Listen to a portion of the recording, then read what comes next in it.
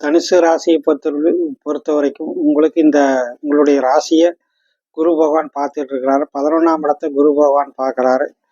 11ஆம் அதிபதியான சுக்கிரன் 4ஆம் இடத்துல உச்சம் அடைஞ்சிருக்கிறார்.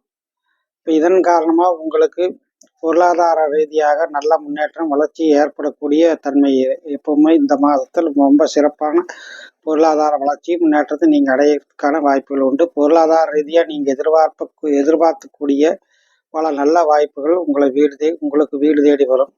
உங்களுக்கு மனசில் ஒரு சந்தோஷம், அதாவது மனமும் உடலும் மிகவும் அற்புதமாகவும் சந்தோஷமாகவும் இருக்கக்கூடிய ஒரு மாதமாக இருக்குது. ஆனால் அதே சமயத்தில் 9ஆம் இடத்தை சில பேருக்கு 9ஆம் இடத்தை செவ்வாய் பார்க்கிற காரணத்தினால் சில பேருக்கு உயர் பதவியில் இருக்கிற சில பேருக்கு ஏதாவது விரும்பத்தகாத இடமாற்றங்கள் ஏற்படலாம். அல்லது சில பேர் உயர் அதிகாரிகளால் கண்டிக்கப்படக்கூடிய சூழ்நிலை ஏற்படலாம். சிலருக்கு உத்தியோக மாற்றத்தை விரும்புகிறவங்களுக்கு அவர்களுக்கு விருப்பப்பட்டபடி சில உத்தியோக மாற்றம் இடமாற்றம் கிடைக்கக்கூடிய வாய்ப்புகள் உண்டு. இப்போ உங்களுக்கு புதன் ராகுனுடைய தொடர்பின் காரணமாக ஏதாவது கலப்பு மனம் செய்யக்கூடிய விருப்பம் உள்ளவர்கள், காதல் திருமணம் செய்யறதுக்கு விருப்பம் உள்ளவர்கள் இருக்கு. காதல் திருமணமும் கலப்பு கல்யாணம் நடக்கக்கூடிய வாய்ப்பு உண்டுங்க.